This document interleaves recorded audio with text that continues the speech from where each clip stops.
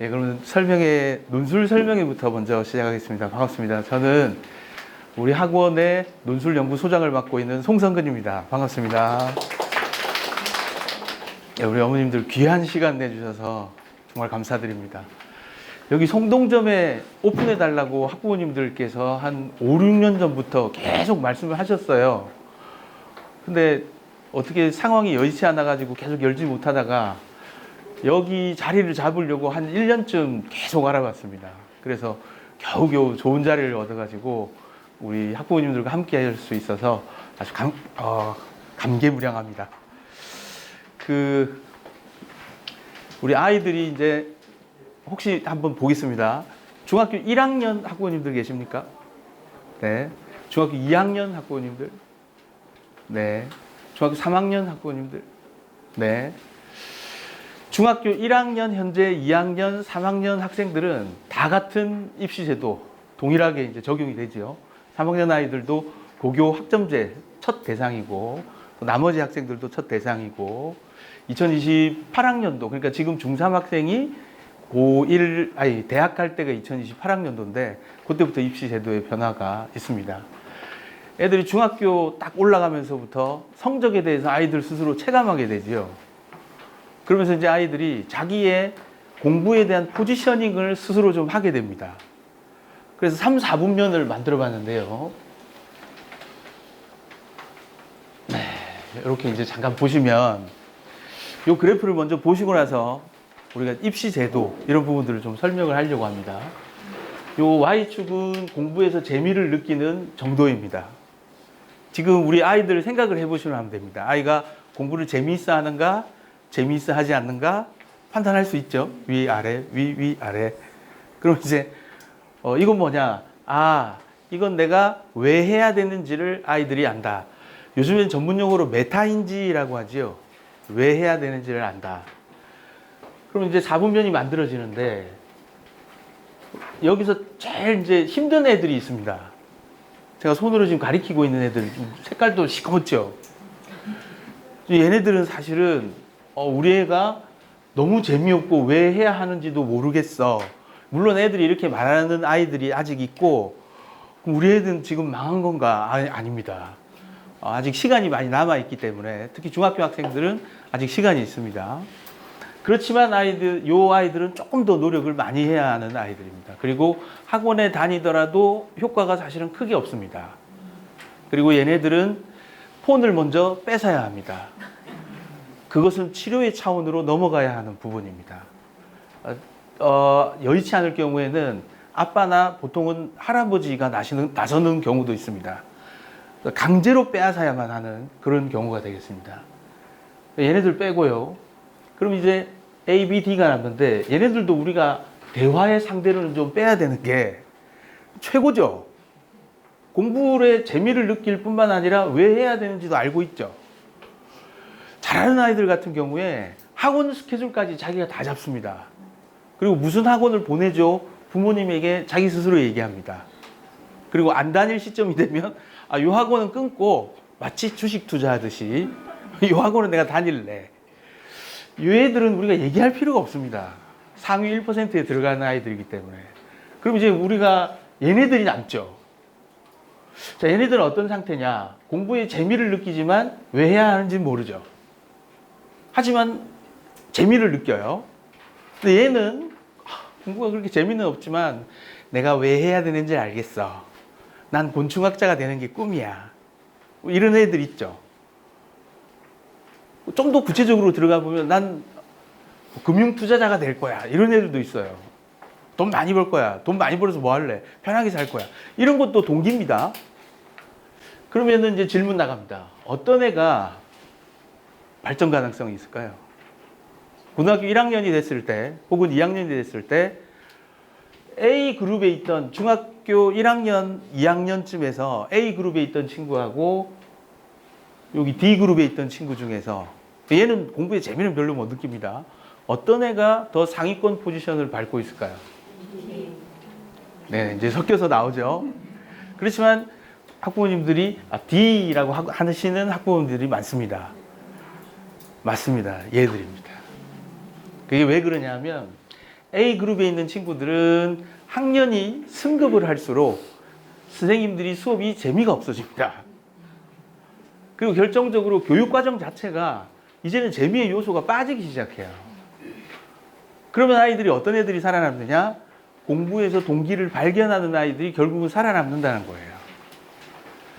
이 얘기가 사실은 굉장히 중요합니다. 애들 가르쳐 보면 아무리 재미있게 하더라도 자기 스스로 공부를 왜 해야 되는지 이유를 아는 애들만큼 공부를 열심히 하지 않아요. 그걸 발견할 수 있도록 중학교 때 학부모님들이 푸시업 자꾸 밀어주시는 게 뒷바라지의 핵심이 되겠다. 이 말씀을 드리면서 그러면 대입제도가 이제 바뀌니까 그 부분은 TV를 통해서도 설명을 많이 들으셨죠. 우리 핵심 포인트만 몇 가지 한번 짚어보고 가도록 하겠습니다. 한 선생님, 제가 어느 쪽에 서는 게 더 잘 보이나요? 화면상에서 이쪽인가요? 이쪽인가요? 예, 감사합니다. 이러면 되겠구나. 현재 얘기할 때는 이쪽에 서겠습니다. 현재는 너무 복잡합니다. 선택 과목도 많지요. 계열별로 다르지요. 상대평가 표준 점수 보시는 줄 아는 분들도 별로 없어요, 여기에. 그리고 뭐 전공 분야별로 전형이 3,000가지가 넘습니다. 그래서 제일 우리 입시제도 얘기할 때 제일 부모님들이 많이 하소연하는 부분이 너무 복잡하다. 이건 주식 투자보다도 더 복잡하다. 이런 말씀들이 많으셨죠. 2028학년도 그러니까 지금 여기 모든 학생들이 해당합니다. 여기 입시제도 변화의 가장 큰 흐름은 단순화에 있습니다. 심플하게 바꾸는 데 있었고 모든 입시 전문가들이 하나같이 입을 모아서 하는 말, 요번에 잘 바꿨다.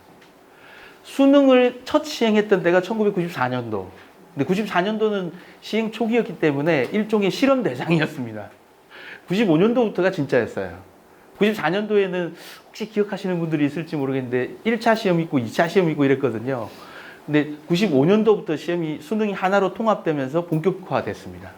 그래서 95년도를 기점으로 해서 34년 만에 가장 큰 변화를 보여주는 입시제도 변화입니다.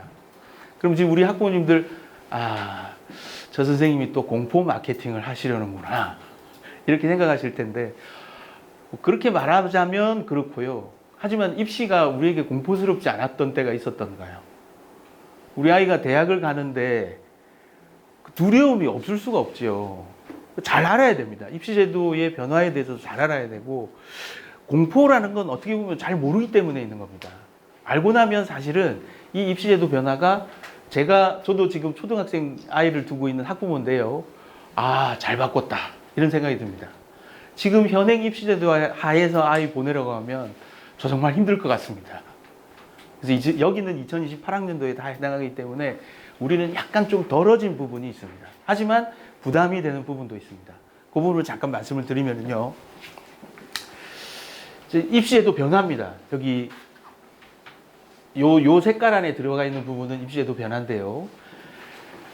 수능과 내신으로 나눠가지고 딱 잘라서 말씀을 드리면 수능은 현재 계열별로 선택 과목이 다 존재하지요. 전부 다 공통과목. 문과, 이과 다 합쳐서 공통과목 시험을 보게 됩니다.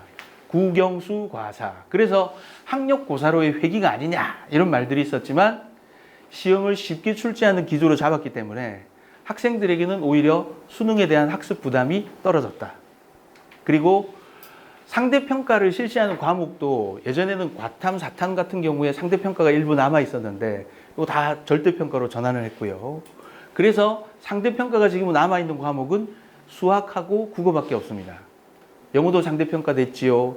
과학, 공통과학도 이제 절대평가가 되지. 영어 절대평가, 공통과학 절대평가, 공통사회 절대평가. 문이과 구분 없습니다. 지금 현행 입시제도 하에서는 흔히 이과 침공이라고 하는 현상이 두드러졌죠. 그게 무슨 말이냐. 이과 애들이 문과 애들이 이과 쪽으로 이제 가거나, 아니죠. 거꾸로 제가 헷갈렸습니다. 이과 애들이 문과 쪽으로 막 가거나 이런 현상이었죠.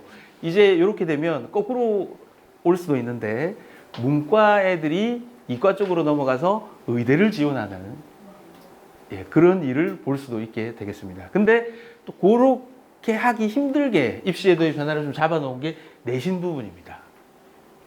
내신에서 처음에는 입시제도 발표할 때 뭐라고 했냐면 고1만 상대평가로 하고 고2, 3, 고교 학점제에 해당하는 부분은 절대평가라고 처음에는 이렇게 얘기했는데, 그렇게 되면 고등학교 1학년의 입시제도의 압박감이 너무 커진다. 그래서 이번에 합의를 봤습니다. 국가교육위원회에서 전체 고 1, 2, 3을 다 상대평가로 하기로 했습니다.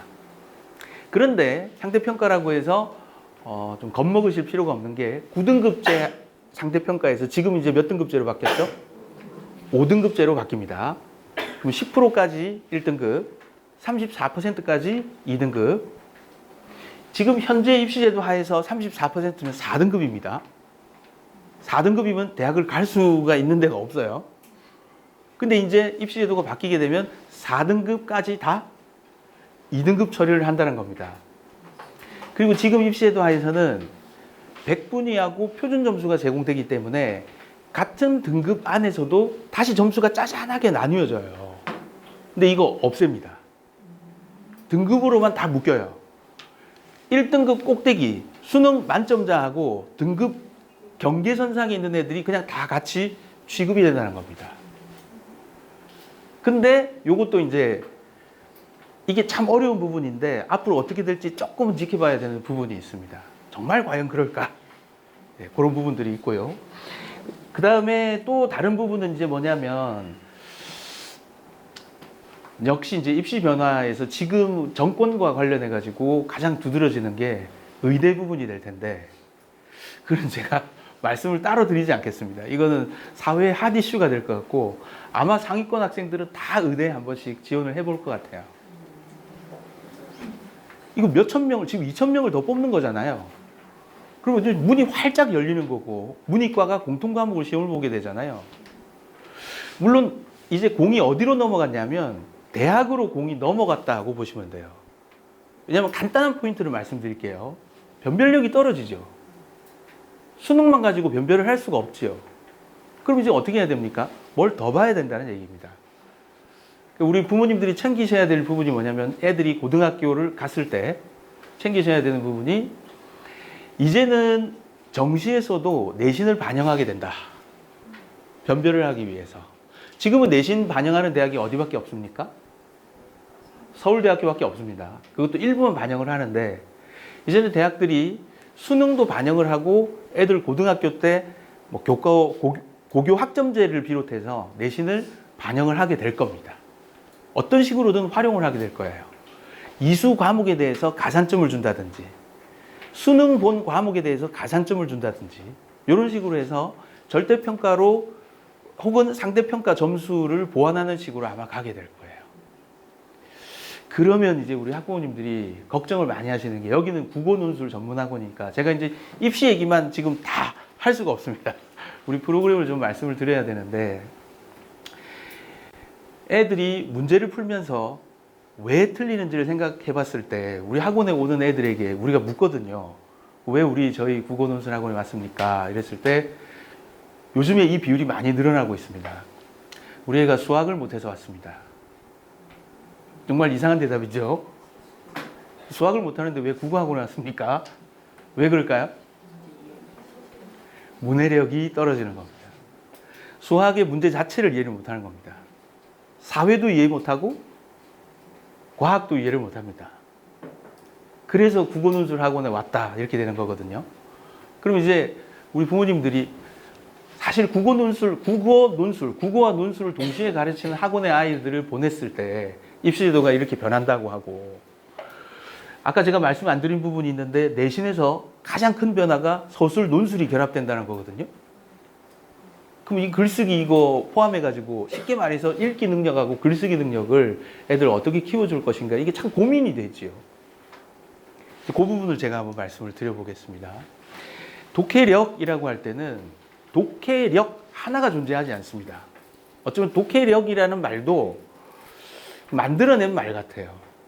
그러면 뭐냐, 이런 여러 가지 능력이 합쳐져서 최종적으로 독해력이 되는 거예요. 제일 중요하다는 건 아니지만 역시 논리력이라는 게 기본이 돼야 되거든요. 논리력이 뭐냐 이렇게 많이들 얘기를 하시는데 아주 간단해요. 순서입니다. 그럼 논리력이 좋은 사람들은 말을 할 때 뭘 잘 지키죠? 순서를 잘 지킵니다. 논리력이 떨어진다는 것은 말의 순서가 없는 것입니다. 지금 자기 아이들을 자꾸 생각하지 마시고요. 네, 그냥 개념이 그렇다고 생각을 하시면 되고, 어휘력이라고 할 때도 애가 어떤 단어의 뜻을 아는 것을 우리가 어휘력이라고 하지 않습니다.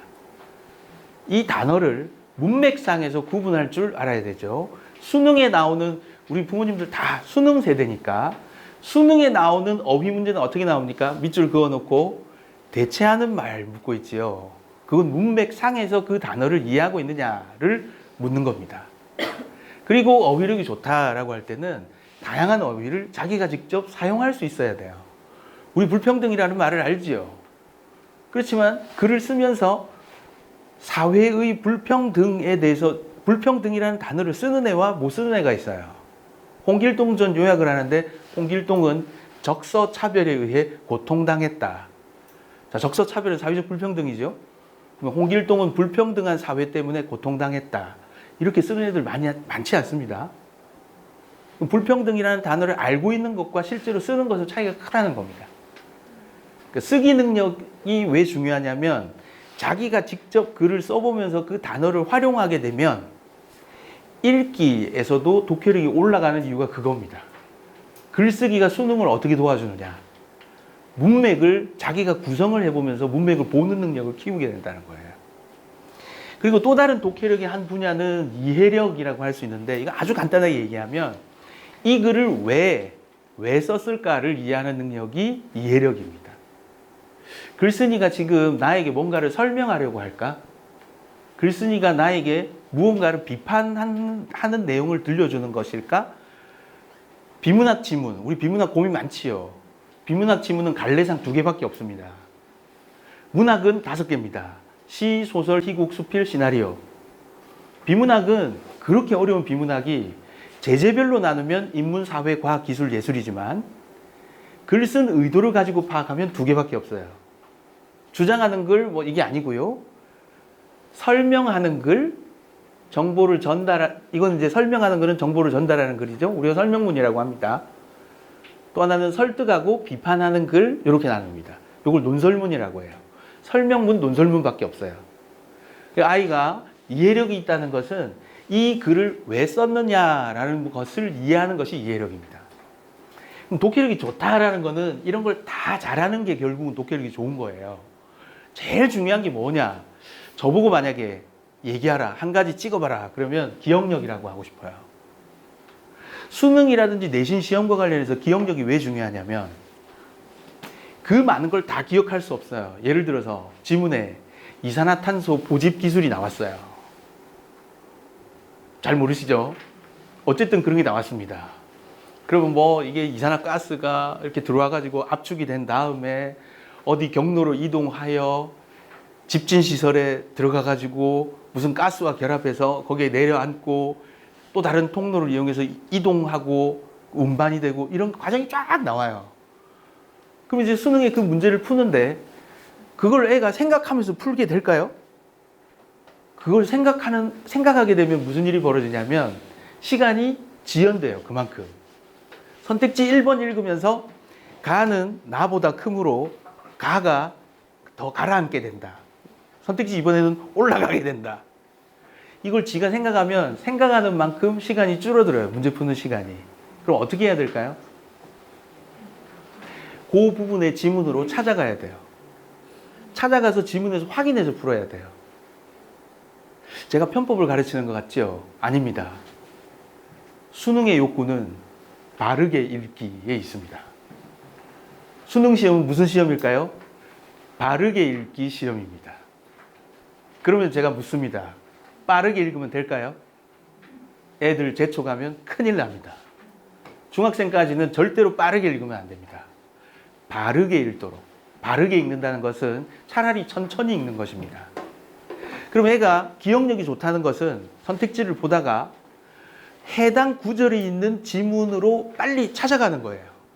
그리고 그 지문을 확인해 가면서 선택지를 보고 푸는 겁니다. 아니, 인문, 사회, 과학, 기술, 예술 이걸 어떻게 우리가 다 알겠어요? 양자역학 우리가 핵융합 기술을 우리가 압니까? 그걸 어떻게 풀어요, 애들이? 지문을 바르게 읽고 나면 풀 수 있다는 겁니다. 다시 한번, 중학교 때는 어떤 기술을 익히는 걸까요? 바르게 읽는 기술을 익히는 겁니다. 우리 논술 프로그램이 거기에 초점이 맞춰져 있어요. 그래서 논술 프로그램이 애들을 책을 많이 읽히는 게 좋은지 아시는데 절대로 그렇지 않습니다.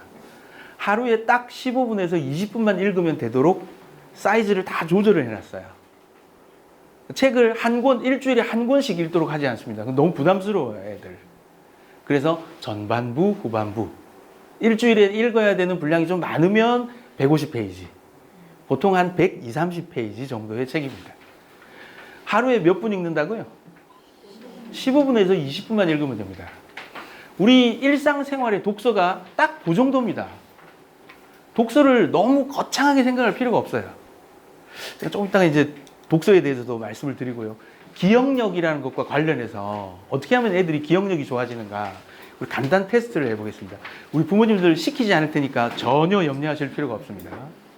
제가 단어군을 보여드릴 텐데요. 네. 한번 봐주실까요?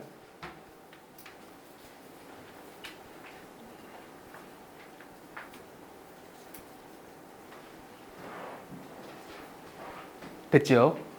지우겠습니다. 이게 한 20초 정도 지나고 나서야 효과가 있는데, 뭐 그렇다고 제가 그 20초 동안 노래를 부를 수는 없는 일이고, 지금 한번 기억을 해보실까요? 이게 순서가 맞아야 됩니다. 어렵죠? 네. 시키지 않을 거니까. 그럼 제가 이야기를 한번 들려드려 보겠습니다. 자동차만한 코끼리가 있었어. 코끼리가 기찻길 위를 걷고 있었는데 기찻길에 접시 위에 설탕과 풍선이 놓여 있지 않겠니? 그걸 멀리서 지켜보던 아이가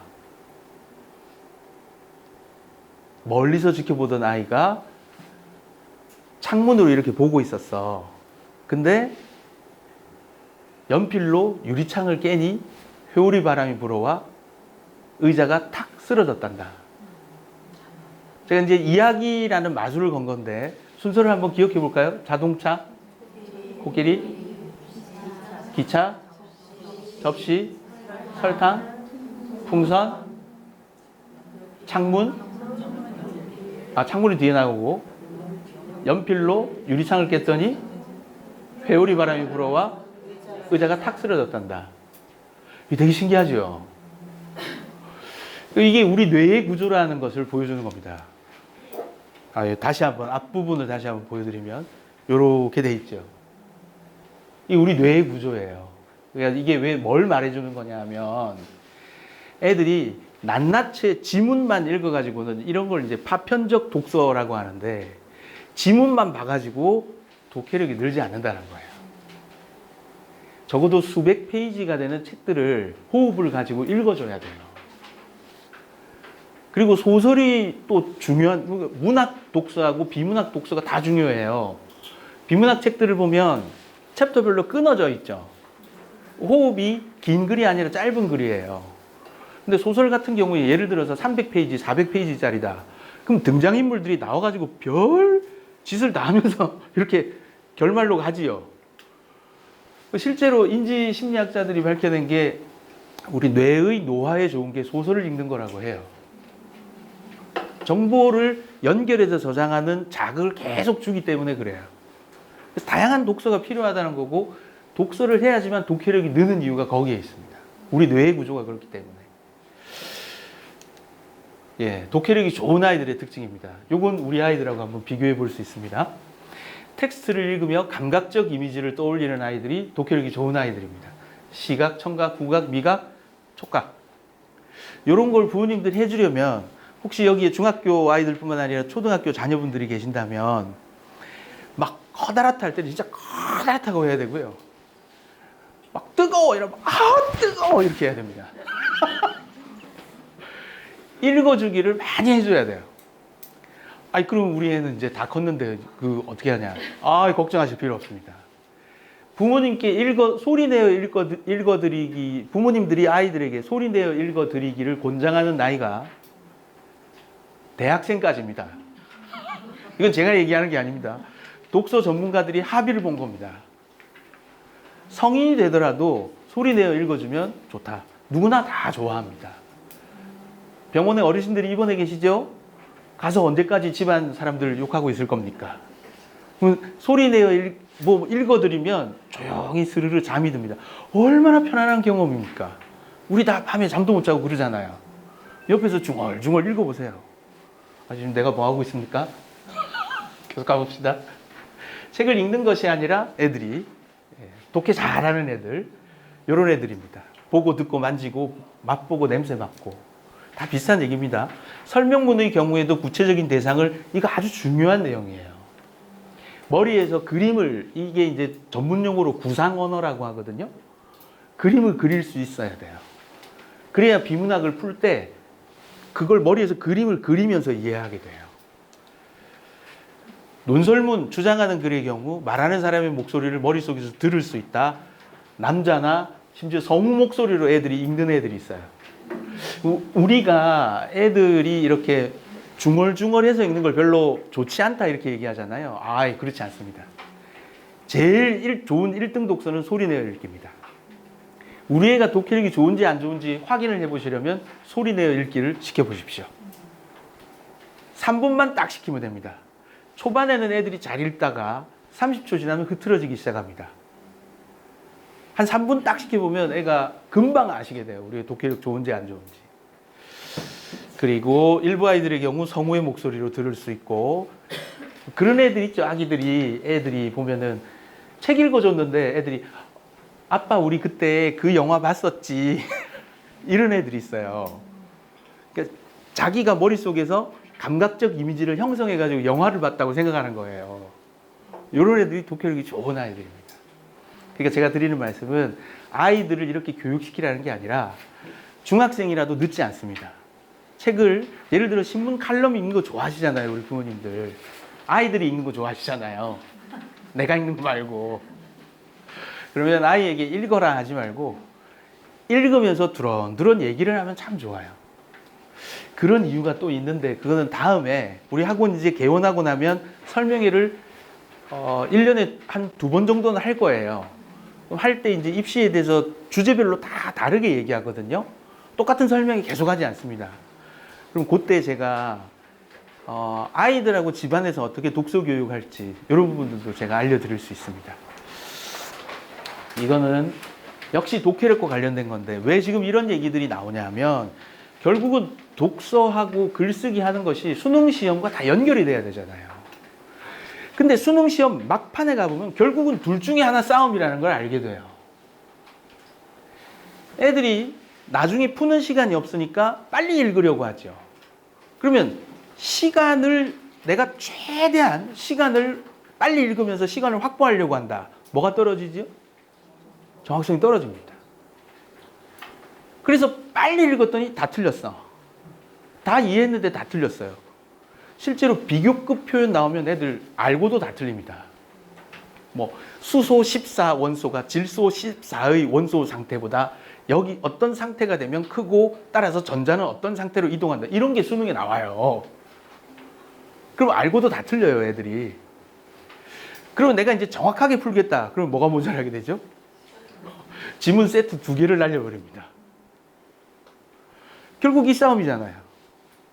그럼 이거 어떻게 중심을 잡아줄 수 있을까요? 네, 한 어머님이 얘기하셨는데, 우리가 방금 얘기했던 기억력이 좋으면 요걸 잡아줄 수 있어요. 왜? 수능 문제 풀 때 자기가 이해하고 푸는 게 아니라고 했죠. 자, 주식 문제가 나왔어요. 비문학에. 그럼 지가 주식이 뭔지도 몰라요. 지문에 설명이 나와 있어요. 그럼 내가 선택지를 보고 생각하면서 풀까요? 아닙니다. 지문을 찾아가서 풀어야 돼요. 근데 읽고 나서 기억력이 좋은 애들, 그러니까 기억의 자극을 잘 처리하는 애들은 어떻게 합니까? 그 선택지에 해당하는 정보가 있는 부분을 가서 딱 보고 앞뒤를 보고 문제를 푸는 겁니다. 그러니까 기억의 자극을 잘 줘야 된다는 거예요. 지속적으로 줘야 된다. 이게 독서다. 또 다른 건 배경 지식입니다. 아인슈타인이 남양 유업에서 나오는 우유의 이름인 줄로만 알고 있는 아이와 아인슈타인의 전기도 읽고 상대성 이론의 책도 읽고 오펜하이머도 보고 하여튼 공부 많이 했어요. 게임이 될까요? 안 됩니다. 배경 지식이 어쨌든 많이 쌓여야 되는데 그러면 상식 사전을 사다가 읽을까요? 물론 효과는 있겠지만 그게 영혼까지 깊숙이 파고들지 않아요. 제가 고민을 안 해봤으니까. 논술 수업이 존재하는 지점이 거기입니다. 배경 지식을 그냥 던져주는 게 아니라 수업에서 선생님하고 아이 친구들하고 이렇게 얘기해 보는 게 토론이 아닙니다. 그 질문들이 그렇게 구성이 되어 있는 거예요. 거기 앞에 책들 쫙 나져 있는 거 맞죠? 아, 이게 자랑 같은데. 제가 다 썼습니다. 이렇게 이 말씀드리면 못 믿으실 것 같은데, 그거 사실입니다. 왜 한 사람이 썼느냐? 여러 사람이 있으면 결이 안 맞아요. 그래서 제가 지속성을 가지고 쭉 썼습니다. 물론 우리 선생님들이 도와주시고 하셨던 부분도 있지만, 우리가 자신있게 저기에 쫙 펼쳐놓은 거예요. 어머님 나중에 가시면서 한번 교재를 훑어보시면 온갖 요소들이 다 들어가 있어요. 그게 왜 그러냐? 영혼 속으로 들어가기 위해서. 배경 지식을 아이들 마음속에 아주 섬세하게 심어주기 위해서 설계가 다 돼 있는 거예요. 자, 그러면 이제 글쓰기에 대해서 우리가 얘기를 해볼 텐데 제가 딱 하나 말씀드릴게요. 애들 때리면 됩니까? 안 됩니까? 안 되지요. 근데 제가 죄송한 말씀이지만 때려서라도 가르치라고 하고 싶은 게 하나가 있어요. 왜냐하면 입시제도 변화 때문이기도 하고 제가 우리 집 아이를 때려서 가르쳤다 이 얘기는 아니고요. 그렇지만 그 정도로 세게 표현하고 싶다는 겁니다. 때려서라도 가르치라. 글씨요. 지금 탄식 소리 다 들으셨죠? 이게 너무 중요해졌어요. 지금 지필고사만 있는 게 아니잖아요. 수행평가, 평가 근거 자료로 다 써서 제출해야 되지요. 컴퓨터로 제출하는 경우도 있지만 과정평가라고 들어보셨나요? 선생님이 수업 중간중간에 가산점 주고 감산하고 이런 거 막 퀴즈 보고 발표하고 중간에 글 써가지고 막 제출하고 이런 거 있거든요. 글씨가 너무나 중요한, 원래 그랬지만 너무나 중요한 커뮤니케이션 능력으로 지금 평가 요소로 뜨고 있어요. 같은 내용이라고 해도 거의 제 이름이 송성근인데 거의 뭐 성근 굴림체 수준의 글씨와 요즘 글씨 폰트 이름이 재밌는 게 많잖아요. 동네 깡패 글씨체 이런 거. 그 같은 글이라고 해도 누구에게 점수를 잘 주겠냐는 거예요. 글쓰기 얘기하기 전에 제가 말씀드리고 싶은 게 좀 때려서라도 애들 저기 연필 교정기 아시죠? 실리콘으로 돼 있는 거. 예. 몇 가지만 말씀드리겠습니다. 너무 중요하니까. 교정기를 사서 연필마다 끼워주시고 그리고 아이들 바르게 잡는 법부터 가르치시고 주먹 쥐고 안 되고 이렇게 안 됩니다. 바르게 쥐고 꽉 쥐면 안 됩니다. 가볍게 그려지고 이렇게 부드럽게 필기하는 거 가르쳐야 되고 연습장에 빨리 필기하다가 글씨 다 나빠져요. 연습장에 필기할 때도 바르게. 그리고 줄노트에 써야 돼요. 애들은. 텅 빈 공간에 쓰면 글씨 다 버리게 돼요. 이런 부분들을 부모님들이 해야 돼요. 이거는 학원에서도 우리 학원에서 사실 시키긴 해요. 애들 경고 주고 3회 경고죄에는 정서로 다시 쓰고 가게 해요. 학원에 프로그램이 다 있습니다. 그렇게 하기 싫어서 애들이 바르게 쓰거든요. 그래서 글쓰기는 어떻게 수능을 돕느냐. 시간이 없으니까 좀 빨리 가겠습니다. 한마디로 얘기할게요. 지가 글을 써보잖아요. 남들이 쓴 글을 구조적으로 이해하게 돼요. 그게 효과입니다. 제일 중요한 효과가 그거예요. 지가 문단을 구성을 해보잖아요. 그럼 문단의 중심 문장을 찾는 게 쉬워져요. 글쓰기가 수능을 돕는 이유는 글쓰기가 독서를 도와주기 때문입니다. 우리 학원에서는 애들 글쓰기 많이 안 시켜요. 왜 그럴까요? 글쓰기를 배우는 과정은 노래를 배우는 거하고 비슷합니다. 제가 예를 들어서 이제 교수님 앞에서 뭐 노래 전공한다고 했어요. 그러면 교수님이 이제 박수를 쳐주죠. 그래, 잘했다, 잘했어. 근데 또 거기 클라이막스 부분에 음정이 약간 떨리는 거 알지? 기분이 좋을까요, 안 좋을까요? 그럼 연습할 때 어떻게 돼요? 거기 올라갈 때마다 우와! 안 됩니다. 그럼 어떻게 해줘야 돼요? 스스로 연습을 결국은 해야 되는 거잖아요. 무조건 박수 쳐줘야 돼요. 글쓰기 배우는 과정이 똑같습니다. 글쓰기에는 아무리 단순한 글이라고 해도 그 속에 영혼이 담겨요. 예를 들어볼까요? 이곳에 주차하지 마시오. 이게 단순한 정보가 아니죠. 그 사람의 한과 분노와 끓어오르는 막 그 열폭하는 과거의 추억들이 다 담겨 있죠. 모든 글은 아이의 영혼이 담겨요. 그러니까 글쓰기를 지도할 때는 굉장히 조심해야 되고요. 사실은 칭찬을 많이 해줘야 됩니다. 왜? 고치는 것도 지가 스스로 노력해서 고치는 거지 내가 지적한다고 고쳐지지 않아요. 이게 20년 동안 애들을 가르쳐 본 제 경험의 결론입니다. 자기 스스로 발전하는 것이 글쓰기예요. 그래서 우리 학원에서는 선생님들에게 첨사 가실 때 지적을 많이 안 하도록, 지적을 해주면 반드시 이유를 얘기해 주도록 선생님들에게 교육을 시켜요. 그럼 부모님들은 꼭 전화해가지고 아니 다 좋은데 아니 이거 틀린 거 지적을 해줘야 될 거 아닙니까? 부모님들 막 따져요. 그게 다 이유가 있습니다. 문법 틀리고 띄어쓰기 틀리고 내가 받았는데 전부 다 빨간 펜으로 지적돼 있다고 해봐요. 쓰고 싶겠습니까? 작전이에요, 어머님들. 그래서 우리 학원의 애들이 첨삭 노트를 받잖아요. 꼭 연애 편지 보듯이 막 이렇게 열어봐요. 그리고 지 옆에 애들한테 막 자랑해요. 이거 봐, 이거. 이렇게 되게 해줘야 돼요. 그러면 다음번에 글을 쓸 때 더 잘하려고 노력을 하게 되면서 고쳐지는 거예요. 그게 첨삭의 바른 과정입니다. 그래서 다음에 전화하지 마세요. 왜 지적 안 해줬냐? 다 작전이니까. 글쓰기와 관련해서 사실 제가 드릴 말씀이 굉장히 많은데요. 이것도 다음번 설명으로 한번 넘겨보겠습니다. 실제로 제가 어머님들께 글쓰기를 간단하게 가르쳐 드리는 그 일종의 간담회 같은 걸 우리 압구정에서는 했거든요. 하니까 부모님들이 그거 좋다고 막 그러시더라고요. 애 글을 보는 눈이 생겼다고. 다음에 한번 제가 진행할 테니까 그때도 많이 오셔야 됩니다. 네. 우리 수업의 교재를 간단하게 제가 한번 보여드리겠습니다. 시간이 한 2, 3분밖에 안 남았는데요. 여기 국어논술학원인데 특이하죠? 예. 우리 학원에서 애들 과학책, 수학책 엄청 많이 읽혀요. 필독서가 그게 지정이 많이 돼 있어요. 왜 그럴까요? 작전이죠. 예. 수학 공부 시키려고. 대학 갈 때 뭐가 제일 중요합니까? 물으면 당연히 뭐가 중요합니까? 수학이 중요합니다. 우리 국어논술학원이지만 아주 정직하게 얘기하는 거예요. 그래서 수학책, 뭐 과학책 이런 게 많아요. 필독서에. 그 단원을 일부러 지금 빼가지고 보여드리는 거고요. 포토멘터리라고 사진하고 배경 지식 설명인데 요거 그냥 애들 읽고 활동하는 게 아니라 선생님한테 여기에 관해서 막 설명 듣고 질문하고 이런 시간을 가지면서 오프닝이에요, 일종의. 요거는 갑론을박이라고 논설문을 학습하게 돼 있어요. 실제 토론투로 돼 있습니다.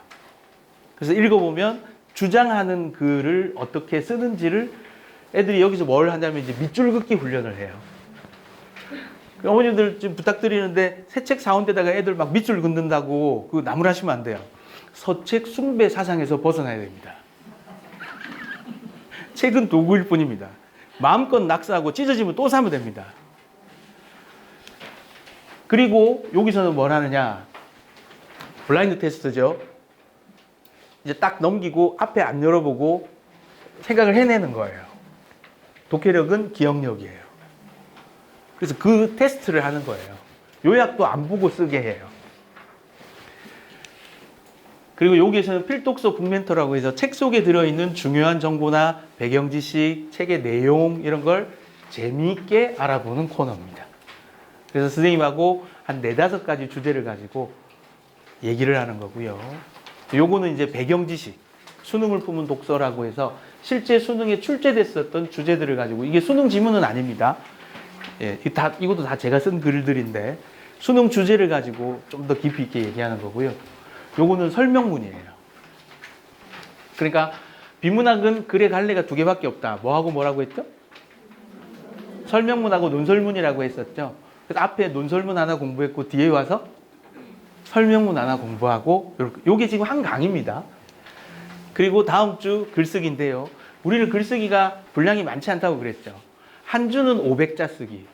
500자면 50자짜리 문장 10개밖에 안 됩니다. 그리고 또 한 주는 독서 감상문. 중1 같은 경우에는 800자. 중2, 3은 1000자.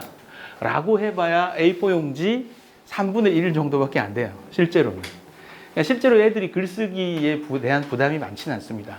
다만 우리 부모님들께 말씀드리고 싶은 것은 애들이 글을 쓰기 싫어하잖아요. 그러면 계속해서 쓰기 싫어하는 거는 이제 학원에 신고를 해줘야 되고요. 근데 그거 말고 애들이 좀 하기 싫어할 때는 여유를 좀 줘야 돼요. 무조건 푸시하면 안 돼요. 우리 학원에서도 그렇게 합니다. 글쓰기는 억지로 끄집어내다 보면 역효과가 나요. 대충 쓰게 돼요. 그리고 대충 쓰는 것이 버릇으로 굳어지면 평생 동안 고칠 수가 없습니다. 여러 가지 말씀을 드렸는데 요게 이제 중학교 1학년 필독서들이고요. 여기서 조금씩 바뀐 부분이 있습니다. 왜냐하면 책이 절판되거나 이렇게 되면 학원에서 필독서를 수정하고 그렇게 하거든요. 거기에도 있죠. 예. 전체적으로 말씀을 간단하게 제가 요약을 해서 말씀을 드리면, 독서하고 글쓰기하고 수능하고 이게 먼 것이 아닙니다. 그래서 사실은 학원 교재를 개발할 때 굉장히 신경을 많이 썼는데요. 우리 학원의 논술은 이렇게 생각하시면 됩니다. 논술의 탈을 쓴 비문학입니다. 사실은 최종적으로 비문학을 목표로 했어요. 왜냐하면 실제로 아이들이 고등학교 올라갔을 때 시험 준비를 할 때 제일 답답한 부분이 비문학이에요. 영국 국영방송 BBC가 지정한 전 세계에서 가장 어려운 시험은 대한민국의 국어시험 중에서 비문학입니다. 이건 뭐 전 세계 공인 가장 어려운 시험입니다. 그래서 그 비문학을 재미있게 애들이 접할 수 있도록 설계가 되어 있다는 겁니다. 아이들하고 같이 가야 되기 때문에 집에서 읽어오는 부분도 있고 막 챙겨야 되는 부분도 있는데, 이건 학원에서 다 그 아이들하고 신경전을 벌이고 이런 부분들을 학원에서 다 할 수 있어요. 안 읽고 오고 독서 퀴즈 점수가 낮고 이러면 우리가 페널티를 다 부과합니다. 그럼 제가 미리 이제 어머님들하고 좀 말씀을 드릴게요. 우리는 이렇게 얘기합니다. 오늘 남아야 되는 거 엄마한테 전화해가지고 학원에 전화 주시라면 빼줄 수 있어. 그럼 애가 이제 쉬는 시간에 전화할 거예요. 엄마 나 빼주면 안 돼. 학원에서 남아서 하고 와. 이렇게 하면 됩니다. 여기까지고요. 시간이 여유롭지 못해서 질문은 잘 받지 못하겠지만, 또 학원에 가끔 어떻게 우리가 같이 컨택할 수 있는 기회가 아마 있을 것 같습니다. 다음에 꼭 다시 뵙도록 하겠습니다. 감사합니다.